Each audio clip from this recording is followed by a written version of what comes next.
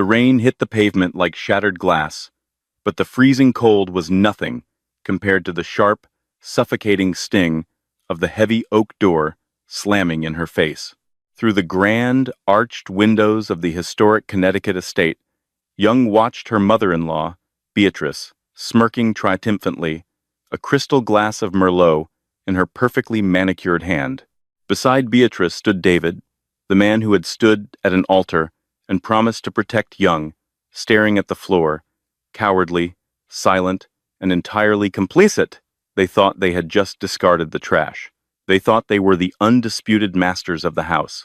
What Beatrice didn't know, what David was about to find out in the most devastating way possible, was that the deed to that very mansion, signed and sealed, was resting safely in Young's damp leather purse, and the eviction notice was already drafted.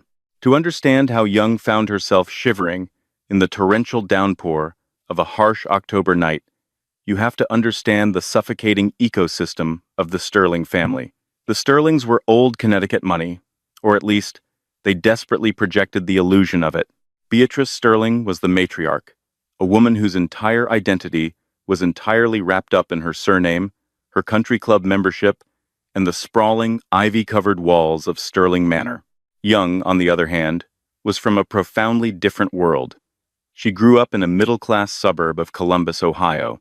Her father, Richard Hayes, was a quiet, unassuming man who spent his life tinkering in a dusty garage, while her mother had passed away when Young was just a teenager. Young was practical, hard-working, and deeply empathetic. When she met David Sterling at a university in Boston, she was charmed by his easygoing nature and polished manners. David was handsome, softly spoken, and seemed completely untethered from the snobbery of his lineage. But marriage changes the lens through which you view a person, and moving into Sterling Manor brought the reality of David's world into sharp, unforgiving focus. The arrangement was supposed to be temporary, just until we find our own place in the city, David had promised, squeezing Young's hand as they drove through the wrought iron gates of the estate. But weeks bled into months, and months dissolved into 3 agonizing years. Beatrice made it her daily mission to remind Young that she was an interloper. The psychological warfare was relentless, cloaked in the polite, venomous language of high society. "Oh, Young dear," Beatrice would sigh at the dinner table, watching Young arrange the silverware. "We don't use the fish fork for the salad, but I suppose in Ohio, meals are more about sustenance than standard, aren't they?" Young would swallow her pride, offering a tight, polite smile.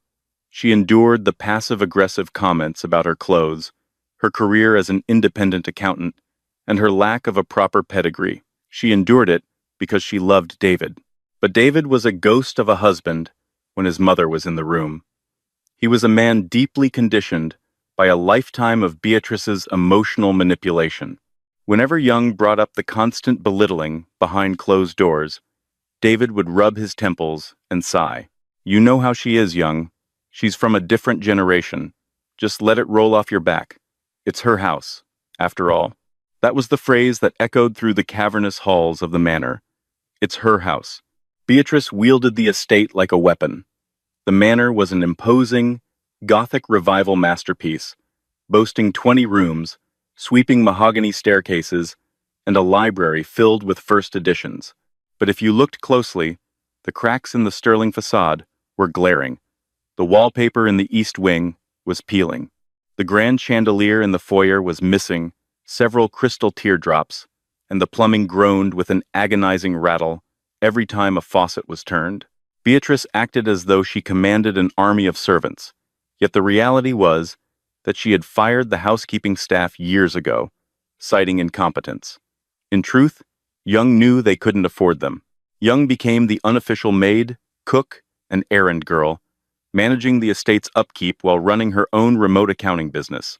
Young tolerated the exhaustion and the insults. She believed in the sanctity of her marriage and held on to the desperate hope that David would eventually stand up, take her hand, and lead them out of his mother's shadow. She didn't know that the shadow was about to swallow her whole. The twist in Young's life arrived silently, cloaked in tragedy and a thick stack of legal documents.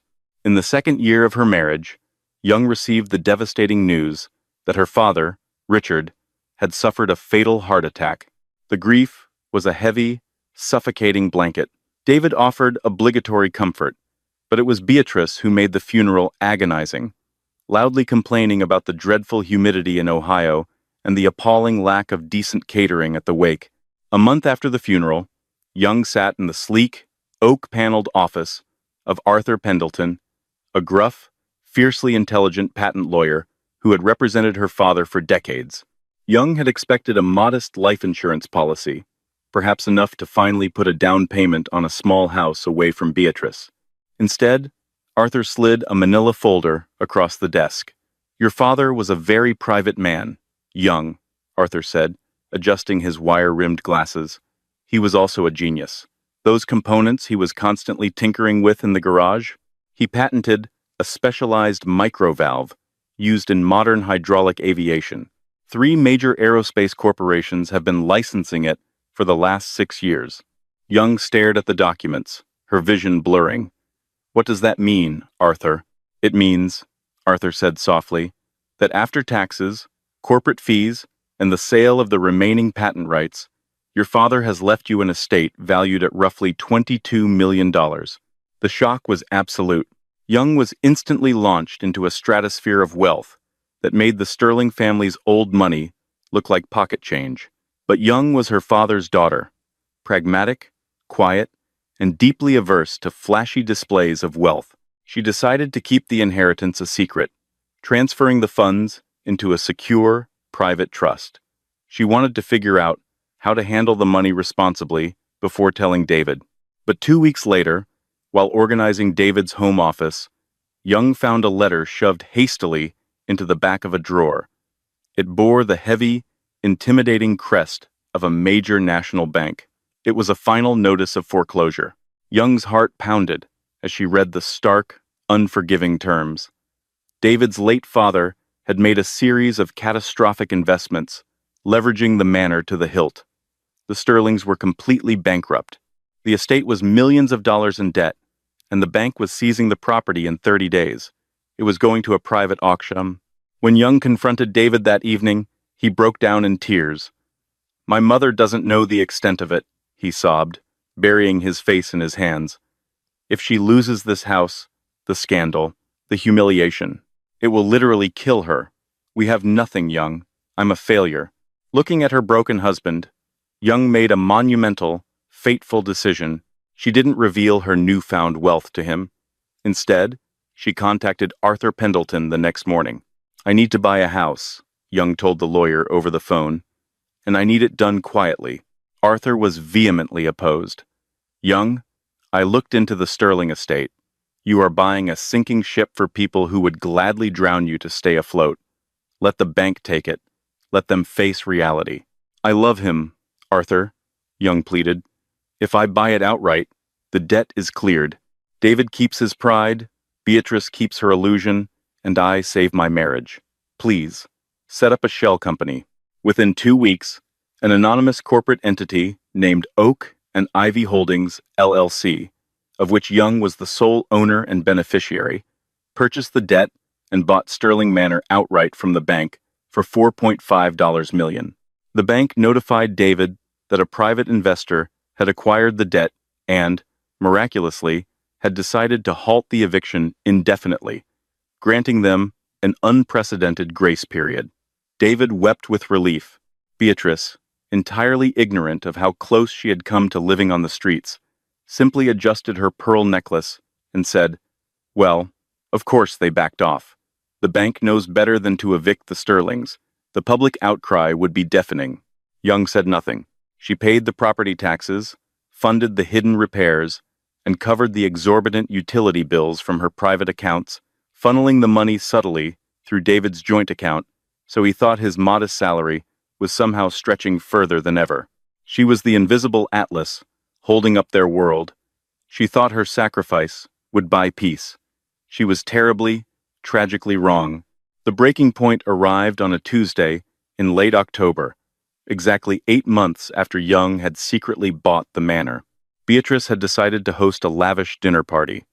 The guests of honor were the Wellingtons, a notoriously wealthy and judgmental family from Newport. Beatrice viewed this dinner as her grand return to the pinnacle of local high society, a statement that the Sterlings were thriving. To fund the extravagant evening, Beatrice had secretly sold a pair of antique diamond earrings, though she loudly claimed the dinner was just a modest, casual get-together.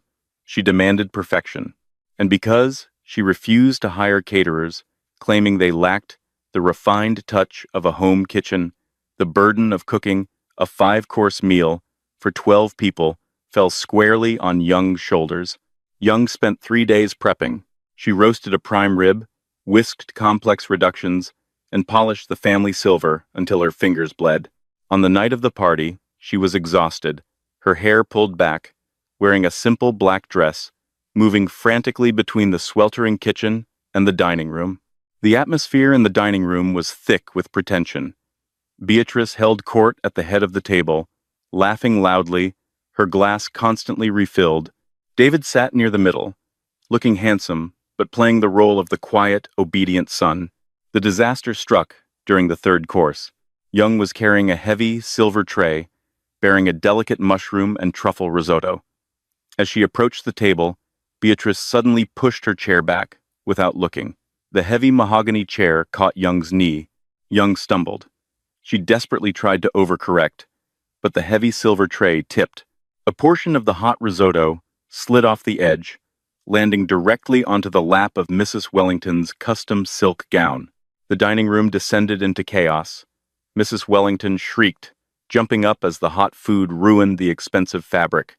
"Oh my God," Young gasped, immediately grabbing a linen napkin to help. "I am so incredibly sorry." "Don't touch her," Beatrice roared. The matriarch leaped to her feet, her face flushed a deep, violent crimson. The mask of polite society slipped entirely, revealing the pure malice underneath. "Beatrice, it was an accident. You bumped into my Young," started to explain. "Silence," Beatrice hissed, her voice echoing off the high ceilings. She turned to the horrified guests. "I must apologize for my daughter-in-law. She is clumsy, careless, and entirely unaccustomed to homes of this caliber. She belongs in a diner, not a dining room." Young felt the blood drain from her face. She looked at David, her eyes pleading for him to intervene, to say something, anything, to defend her. David looked at the ruined dress, then at his furious mother, and finally at Young. He swallowed hard, dropping his gaze to his plate. "Young," he muttered softly, not making eye contact, Just go back to the kitchen. You're embarrassing us." The betrayal was a physical blow. It hit Young harder than the exhaustion, harder than Beatrice's screaming. The man she had saved from financial ruin, the man she loved, was treating her like an insubordinate servant. Beatrice wasn't finished. Emboldened by David's cowardice, she marched up to Young, her eyes blazing. "I have tolerated your presence in my house for 3 years, Beatrice spat, her voice dripping with venom. "I have watched you drag my son down to your pitiful, working-class level. You are a parasite, Young. You contribute nothing to this family. You are nothing but a stain on the Sterling name." "Beatrice, that's enough," Young said, her voice shaking, but finding a sudden, solid edge. "It is my house, and I say when it is enough," Beatrice screamed. "Get out." The dining room went dead silent. Only the sound of the torrential rain, lashing against the floor-to-ceiling windows, could be heard. "Excuse me?" Young whispered. "You heard me," Beatrice commanded, pointing a trembling finger toward the foyer. "Get out of my house. Now. I will not have you ruin this family for one more second." "David?" Young asked, her voice cracking. "Are you going to let her do this?" David finally stood up, looking deeply uncomfortable, but utterly spineless. "Look, Young, Mom is she's upset. The dress is ruined. Maybe it's best you go. Just for tonight. Go to a hotel in town. We'll talk tomorrow, when everyone has cooled down." "A hotel?" Young asked, a strange, terrifying calm washing over her. "You're throwing me out into a storm, David." "It's not my choice, Young. It's Mom's house," he whispered, stepping back. Beatrice grabbed Young by the arm, her grip shockingly strong, and dragged her toward the front door. Young didn't fight back. The sheer absurdity and heartbreak of the moment had paralyzed her. Beatrice yanked the heavy oak door open. The wind howled, driving sheets of freezing rain into the foyer. "Don't bother coming back tomorrow," Beatrice yelled over the thunder. She shoved Young hard, sending her stumbling out onto the wet stone portico. "My son is filing for divorce in the morning." Slam. The heavy deadbolt clicked into place. Young stood on the porch, the freezing rain instantly soaking through her thin black dress. She looked through the window. She saw Beatrice apologizing to the guests, smiling warmly again. She saw David pouring another glass of wine, settling back into his chair as if a mild nuisance had just been removed from the room. The tears came then, hot and fast, mixing with the icy rain. She cried for the 3 years she had wasted. She cried for the love she had freely given to a man who possessed no spine. She cried for the utter humiliation. But as the cold seeped into her bones, the tears stopped. A profound, icy clarity replaced the heartbreak. She reached into her damp leather purse, miraculously still slung over her shoulder. Her fingers brushed past her car keys and settled on her cell phone. Young unlocked the screen and wiped the rainwater from the display. She dialed a number she knew by heart. It rang twice before a gruff voice answered. "Arthur," Young said, her voice steady, cutting through the sound of the storm. "It's Young." "Young? It's 9 at night. Are you all right? You sound freezing." Young looked up at the towering facade of Sterling Manor, the house she had bought, the house she owned. "Arthur," Young said, a sharp, dangerous smile slowly spreading across her face. "Draft the eviction notice. I want them out of my house by Friday." The morning sun filtered through the floor-to-ceiling windows of the penthouse suite at the Four Seasons in downtown Boston. Young sat in a plush velvet armchair, a stark contrast to the soaking wet stone porch she had been discarded on just 10 hours prior. She wore a crisp, white silk blouse and tailored trousers she had purchased from the hotel boutique at dawn. She looked nothing like the exhausted, subservient daughter-in-law who had scrubbed the Sterling Manor baseboards. She looked like exactly what she was, the sole owner of a $22 million empire. Across the glass coffee table sat Arthur Pendleton. The seasoned lawyer had taken the first train from Ohio, bringing with him a thick, leather-bound briefcase that held the financial lifeblood of the Sterling family. "They have absolutely no idea, do they?" Arthur asked, peering over his reading glasses as he laid out a series of legal documents. "None," Young replied, her voice eerily calm as she stirred her black coffee. "David sent me a text at 7 a.m. Would you like to hear it?" Arthur leaned back, crossing his arms. "Enlighten me." Young picked up her phone and read aloud. "Young, I hope you cooled off. Mom is still furious about Mrs. Wellington's dress. You need to come back this afternoon, apologize to her, and offer to pay for the dry cleaning. We can talk about our marriage after you make things right." Arthur let out a dry, humorless bark of a laugh. The audacity is almost structural. He throws you into a freezing rainstorm, and his primary concern is a dry cleaning bill for a woman who has more money than God. "That's David," Young said, setting the phone face down. "He has spent 32 years functioning as his mother's emotional bodyguard. I spent 3 years trying to save him from it. Now, I'm done saving him. Let's talk logistics, Arthur. How fast can we do this?" Arthur's eyes gleamed with the predatory thrill of a lawyer who knew he held an unbeatable hand. "I've already initiated the sequence. First, Oak and Ivy Holdings, LLC, is no longer a silent entity. As of 9 a.m. today, I have formally registered you as the sole managing director on all public-facing documents in the state of Connecticut. Second, I have frozen the joint checking account." Young nodded. For the last 8 months, she had been secretly transferring $5,000 a week into that account, just to keep Beatrice's extravagant grocery and country club bills from bouncing. "Furthermore," Arthur continued, tapping a manicured finger on a stack of invoices, "I have canceled the auto pay on the manor's electricity, water, and gas. The accounts are in Beatrice's name, but you've been quietly funding them. By noon today, the utility companies will realize the primary payment method is dead. They will demand the arrears Beatrice technically owes from the months before you stepped in. She is functionally entirely bankrupt, Young. She has $34 in her personal savings.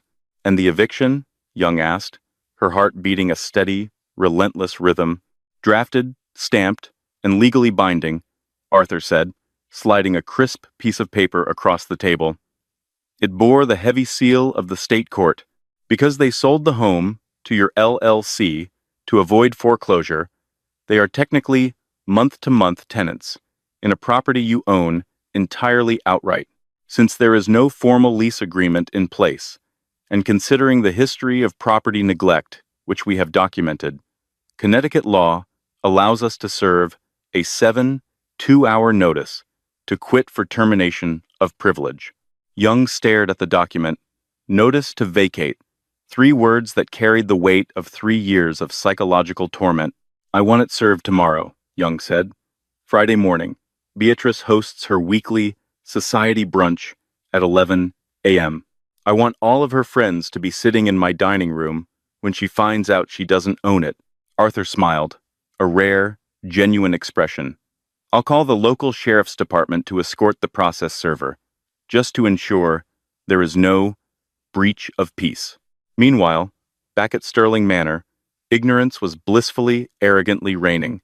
Beatrice woke up at her leisure, ringing a small silver bell on her nightstand that Young usually answered with a fresh pot of Earl Grey. When Young didn't appear, Beatrice merely huffed, assuming the ungrateful girl was still sulking at some cheap motel. Downstairs, David was pacing the library, periodically checking his phone. Young hadn't replied to his text. A small knot of anxiety tightened in his stomach, but he quickly dismissed it. Young always forgave him. She was practical. She didn't have the funds to leave him, he reasoned. She would be back by dinner time, tail tucked between her legs, ready to make amends. Neither of them noticed that the internet had suddenly stopped working. Neither of them noticed the missed calls from the electric company. They were entirely consumed by the illusion of their own untouchable status, completely unaware that the ground beneath Sterling Manor had already shifted. Friday morning arrived with brilliant, crisp autumn sunshine, burning away the damp memory of Tuesday's storm. At exactly 10:45 a.m., Beatrice Sterling was holding court in the grand parlor. The antique silver tea service, polished by Young's bruised hands, just days ago, gleamed in the sunlight. Seated around Beatrice were Cynthia Harrison and Margaret DuPont, 2 of the wealthiest, most notorious gossips in Connecticut's elite social circle. Beatrice was in her element, wearing a Chanel suit and holding a crystal flute of mimosa. It's just been so exhausting, Cynthia, Beatrice sighed dramatically, waving a hand. I finally had to put my foot down. The girl simply lacked the refinement for this family. I told David, you cannot make a silk purse out of a sow's ear.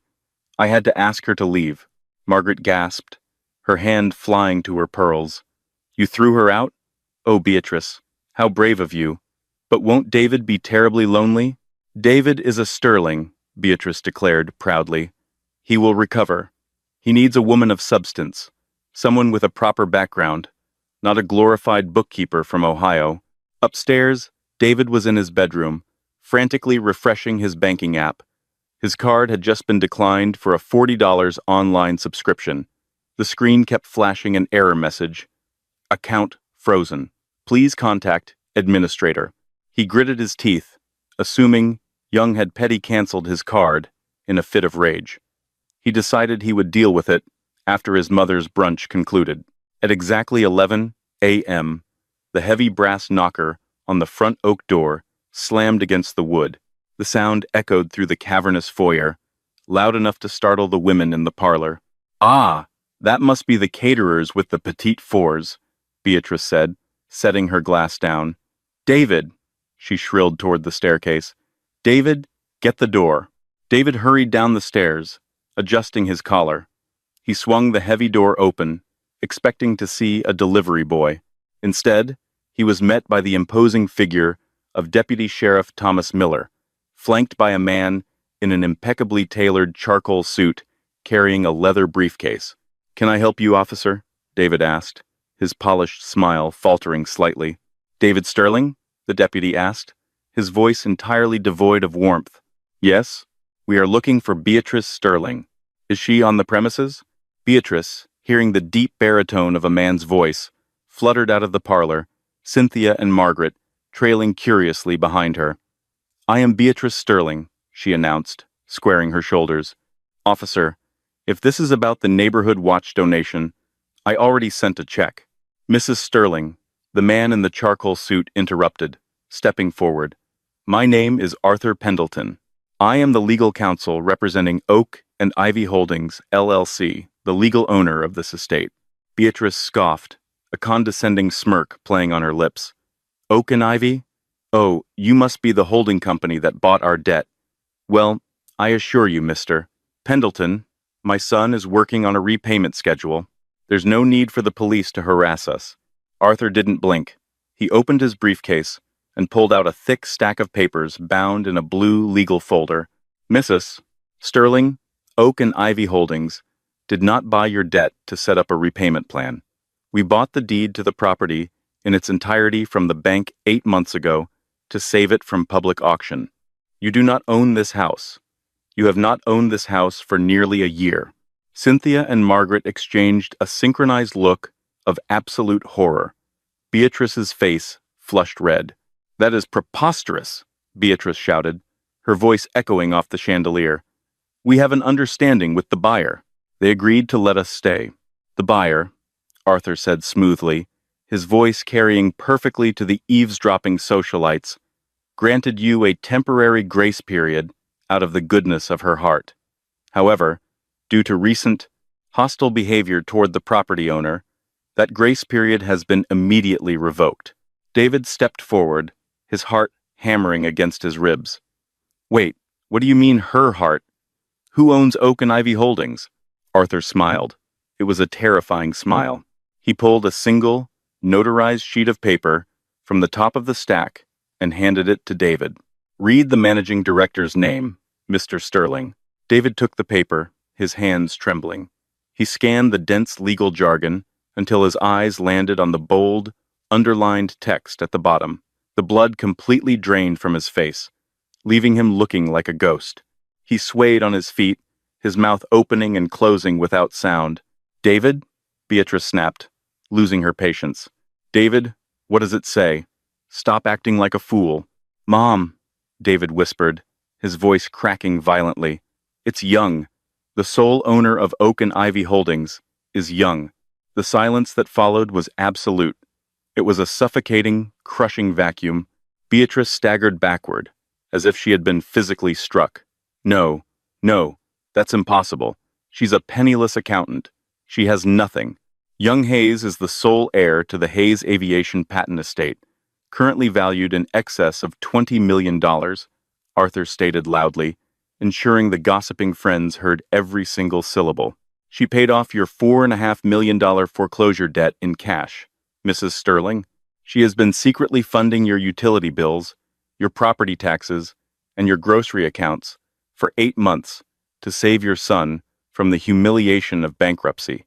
Margaret DuPont let out a loud, audible gasp, clutching her mimosa glass. "She owned the house," Arthur continued, stepping closer to Beatrice, "when you forced her to scrub its floors. She owned the house when you insulted her in front of your friends.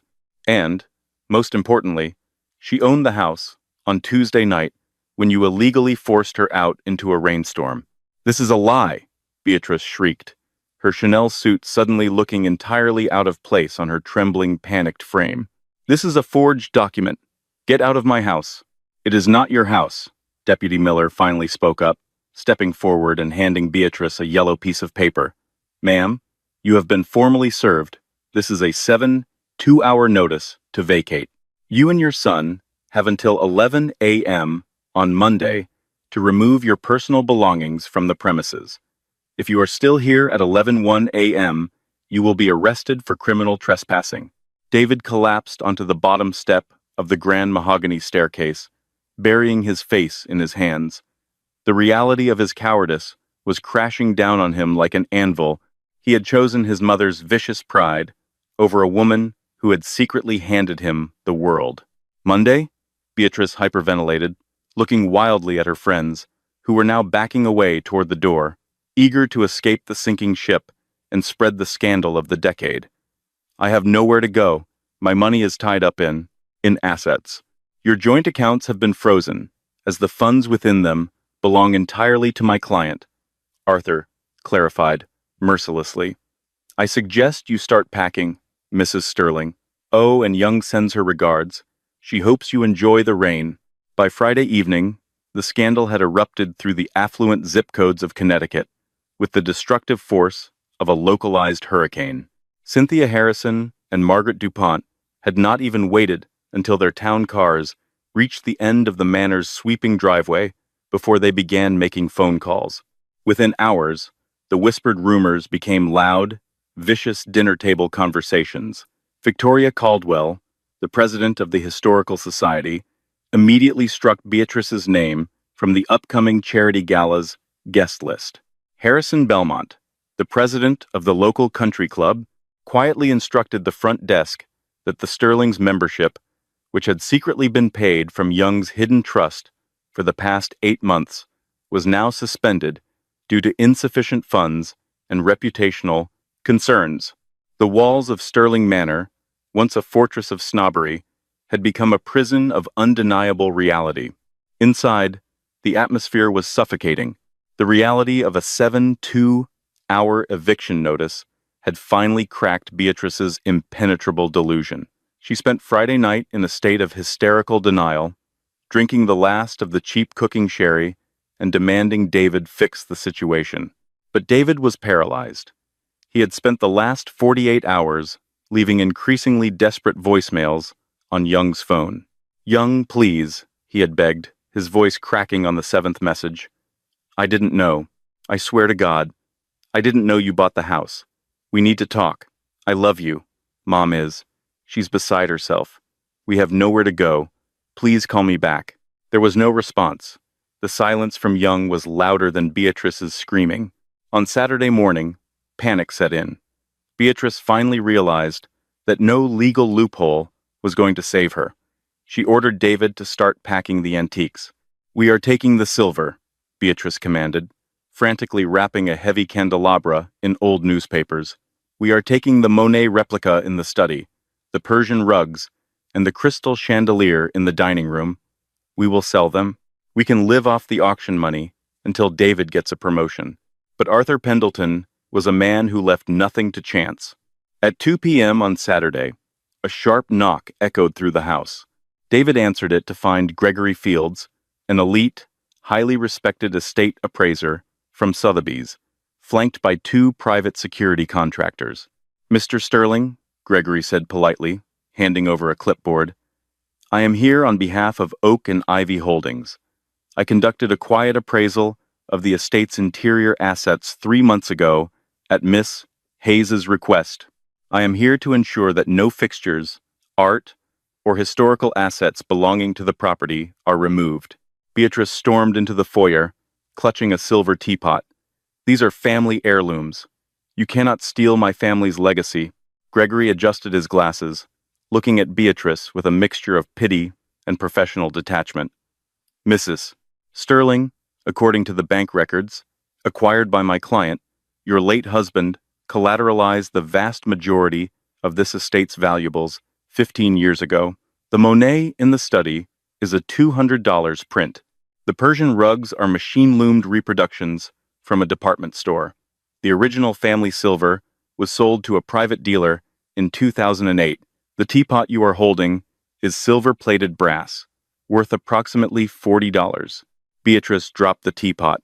It clattered against the marble floor, the sound shattering the final, fragile illusion of her life. Her husband had lied to her. Her wealth was a mirage. She had treated Young like a peasant, completely oblivious to the fact that she herself was reigning over a kingdom of cheap counterfeits. David slumped against the wall, burying his face in his hands. "Leave it, Mom," he whispered, a hollow, defeated sound. "Just leave it all. We have nothing."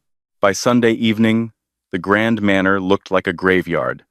The only things Beatrice and David were legally allowed to take were their clothes, personal electronics, and a few boxes of photographs. They had no money for professional movers. David had been forced to rent a beat-up, rust-spotted U-Haul truck using a high-interest credit card, parking the bright orange eyesore directly in front of the grand portico. It was the ultimate, inescapable humiliation. Beatrice sat on a taped-up cardboard box in the empty foyer, staring blankly at the peeling wallpaper. The woman who had ruthlessly mocked Young's middle-class upbringing was now aggressively calculating how long she could survive in a cheap motel on the outskirts of town. Monday morning arrived not with the gentle, forgiving light of a new beginning, but draped in heavy, bruised, and ominous clouds. The air hanging over the Connecticut countryside was thick and suffocating, swollen with the undeniable threat of a torrential downpour. It was a poetic, almost theatrical mirroring of the exact weather system that had rolled through on Tuesday night, the night Young had been cast out like unwanted debris. Now, the storm was returning, but this time, Young was the one controlling the thunder. The antique grandfather clock in the grand hallway of Sterling Manor, one of the few genuine pieces left that Beatrice had entirely failed to maintain, chimed a hollow, echoing sound. It was 10:15 a.m. They had exactly 45 minutes before their presence on the property became a criminal offense. Outside, the reality of the Sterling family's catastrophic fall from grace was parked directly on the pristine circular driveway. David had been forced to rent the smallest, cheapest moving truck available, a beat-up, rust-spotted U-Haul that smelled faintly of stale cigarettes and damp cardboard. He had maxed out a high-interest credit card just to secure it for 48 hours. The bright orange and white monstrosity sat in stark, humiliating contrast to the Gothic Revival elegance of the estate's stone portico. David was physically unrecognizable from the polished, arrogant air he had been just a week prior. His designer clothes were severely wrinkled, stained with dust and sweat. Deep, purple bags hung beneath his bloodshot eyes. He had spent the entire weekend trapped in a vicious, agonizing cycle of packing garbage bags and enduring his mother's hysterical, venomous outbursts. Every time he carried a box of old sweaters out to the truck, he felt the burning, judgmental stares of the neighbors. Cynthia Harrison's sleek Mercedes had driven past the gates at a creeping, agonizingly slow pace, no less than 4 times that morning. The entire neighborhood was watching the spectacle of their ruin. Beatrice stood on the top step of the portico, refusing to assist with the physical labor. She clutched a single, scuffed Louis Vuitton handbag to her chest, like a life preserver. She wore her beige trench coat, trying desperately to maintain an air of aristocratic dignity, but she looked entirely frail, hollowed out, and remarkably unremarkable, without the illusion of her wealth to shield her. Her carefully constructed universe had imploded, leaving behind a bitter, terrified old woman who suddenly realized she had no marketable skills, no genuine friends, and exactly $0 to her name.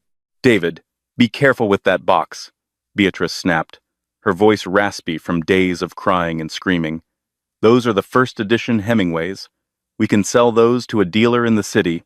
David paused halfway down the stone steps, a heavy cardboard box trembling in his aching arms. He slowly turned his head to look at his mother, his expression entirely deadened. "They aren't first editions, Mom," David said, his voice a hollow, defeated rasp. "The appraiser told us on Saturday. Remember? Dad sold the first editions in 2011 to cover a margin call. These are book club reprints. They're worth about $4 each." Beatrice's mouth opened, but no sound came out. She closed her eyes, swaying slightly on her expensive, impractical heels. "Just put them in the truck, David. Don't speak to me in that tone." "What tone?" David suddenly shouted, the last thread of his patience snapping violently. He dropped the box onto the wet driveway. The cardboard split, spilling the worthless books across the gravel. "The tone of reality? We are homeless, Mom. We have nothing, And we have nothing because you couldn't stop yourself from torturing the only person who actually cared about us. Don't you dare blame me for that wretched girl's deceit, Beatrice shrieked, pointing a trembling, manicured finger at him. She set us up. She is a vindictive, common little. The crunch of heavy tires on the gravel driveway violently cut Beatrice off. It was 10:45 a.m., gliding through the towering wrought iron gates, moving with the silent, predatory grace of a shark, slipping through dark water, was a sleek, immaculate black Lincoln town car. It was followed closely by a white Ford Explorer bearing the bold, unmistakable emblem of the Connecticut County Sheriff's Department. David felt his stomach drop into his shoes. His breathing grew shallow and rapid. He watched, paralyzed, as the two vehicles pulled to a smooth, synchronized stop just behind his rusted U-Haul. The driver of the Lincoln, a broad-shouldered man in a dark suit, stepped out quickly. He opened a massive, black golf umbrella, anticipating the coming storm, and moved to open the rear passenger door. Young Hayes stepped out into the damp, heavy air. David let out a soft, pathetic whimper at the sight of her. The woman standing before him bore no resemblance to the exhausted, subservient wife who had scrubbed his mother's baseboards and cooked their elaborate meals. Young was transformed. She wore a sharply tailored charcoal trench coat over an elegant, high-necked black dress, her posture impeccable, her shoulders squared. Her hair, usually pulled back into a frantic, messy bun, fell in sleek, dark waves around her shoulders. She radiated power, absolute control, and an untouchable, terrifying calm. She didn't look angry. She looked utterly indifferent. And to David, that indifference was infinitely worse than hatred. Arthur Pendleton stepped out of the other side of the car, his ubiquitous leather briefcase in hand, flanked by Deputy Miller. Young, David choked out, stumbling forward over the scattered, worthless books. His hands reached out desperately, trembling in the cold air. Young, please, please, you don't have to do this. We can fix this. Young stopped a few feet away from him. She didn't flinch. She didn't pull back. She simply looked at him, her eyes scanning his disheveled appearance. I'll leave her, David begged, tears immediately spilling down his cheeks, mixing with the dust on his face.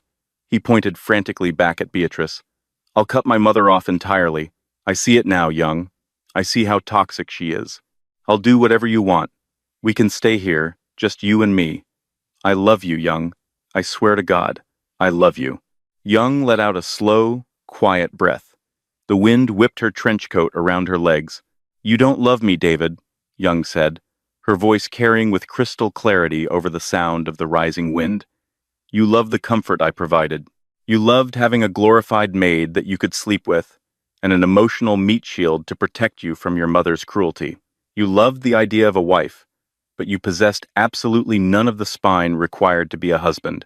I was weak, David pleaded, falling to his knees on the sharp gravel, entirely abandoning his dignity.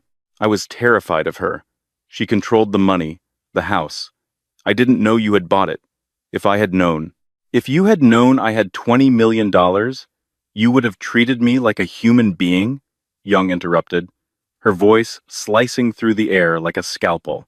Is that really the defense you want to go with, David? That you only respect people who can buy your loyalty? David opened his mouth, but the trap had snapped shut. He had no defense. He sobbed, burying his face in his dirty hands. When it mattered most, Young continued smoothly, stepping around his kneeling form. When I was on the floor, apologizing for a simple accident, you let her throw me out into a freezing storm. You told me to go to a hotel while you drank my wine in my house. You cured me of my fear of losing you that night, David. Arthur Pendleton stepped forward, pulling a thick stack of papers from his briefcase. Mr. Sterling, these are the finalized divorce filings. Given the length of the marriage, the absolute lack of communal assets generated on your end, and the fact that you are entirely insolvent, I have drafted an ironclad waiver of alimony. You will sign them by tomorrow afternoon, or I will personally ensure you are buried in a legal discovery process so aggressive it will haunt you for the rest of your natural life. Beatrice, unable to help herself, finally stomped down the stone steps. Her pride was a terminal, incurable disease. Even facing the literal police, she could not back down. "You vindictive, ungrateful little wretch," Beatrice hissed, her voice shaking with impotent rage, her eyes darting between Young and the deputy. "You plotted this from the beginning. You tricked my son. You manipulated the bank. I will sue you. I will drag your name through the mud of every country club in New England." Young slowly turned her gaze to Beatrice. The older woman visibly shrank under the intense, crushing weight of Young's stare. "Mrs. Sterling," Arthur warned, his tone dangerously low, "any further harassment of my client, or any attempt to defame her character in public, will result in an immediate civil suit for slander. Furthermore, I have an itemized inventory of this estate. If I find so much as a silver spoon missing when we walk through those doors, I will have Deputy Miller arrest you for grand larceny right here on the driveway." Beatrice clamped her mouth shut, her jaw trembling. "I gave you exactly what you asked for, Beatrice," Young said, stepping closer to her former mother-in-law. "You stood in that dining room, you told me it was your house, and you demanded I leave. I simply corrected the paperwork. You are a bitter, cruel, entirely hollow woman. You have nothing left but a fake Chanel suit and a lifetime of bridges you burned yourself." Young looked down at her watch. "It is 10:59 a.m. I strongly suggest you get in that truck." Right on cue, a massive thunderclap rolled across the sky, vibrating in the chests of everyone standing on the driveway. The clouds finally broke, and the freezing rain began to fall in heavy, relentless driving sheets. David didn't look back at Young again. The reality of his cowardice had crushed him entirely. He slowly pushed himself up from the wet gravel, his shoulders slumped, and walked to the driver's side of the U-Haul. He looked like a man walking to the gallows. Beatrice stood in the pouring rain for a moment longer, her carefully styled hair instantly plastering to her face, her makeup running in dark, pathetic streaks. She looked wildly at the massive stone manor, the only home she had known for 40 years, before she scrambled awkwardly into the passenger seat of the moving truck, slipping heavily on the metal step and letting out a loud, undignified shriek of pain. The U-Haul's engine roared to life with a pathetic, grinding sputter, a cloud of black exhaust coughing from the tailpipe. Young stood under the umbrella Arthur held for her, watching in total, unbroken silence as the rusted truck slowly crawled down the long driveway. The tires spun briefly in the mud before finding traction. The truck passed through the wrought iron gates, turned onto the main road, and disappeared forever into the gray, stormy horizon. Deputy Miller tipped his hat to Young, got into his cruiser, and slowly drove away, leaving Young and Arthur alone in the deafening roar of the rain. Young turned her back to the driveway and looked up at the towering, majestic facade of Sterling Manor. The heavy rain washed over the old stone, scrubbing away the dirt, the pretension, and the heavy ghosts of the past 3 years. "Well," Arthur said gently, his voice a comforting rumble over the storm, "it needs a new roof, completely updated plumbing, and a severe, aggressive exorcism of spectacularly bad taste. What exactly do you want to do with it, Young? You can flip it, sell it to a developer." Young smiled. It wasn't a smile of revenge, but a genuine, luminous expression of freedom. She reached into the deep pocket of her trench coat, pulled out the heavy, antique brass key, and walked up the wet stone steps to the portico. "First," Young said, sliding the key into the heavy, familiar lock of the grand oak door, "I'm going to have a locksmith change every single deadbolt on this property. Then, I think I'll call a commercial contractor, Arthur." She pushed the heavy door open, stepping into the cavernous, empty foyer. Without the tacky rugs and the suffocating presence of Beatrice, the space looked huge, full of light and possibility. "This place has 20 bedrooms," Young said, looking up at the sweeping mahogany staircase she had vacuumed hundreds of times. "It has a massive commercial kitchen. It's entirely secluded and completely secure. I don't want to sell it.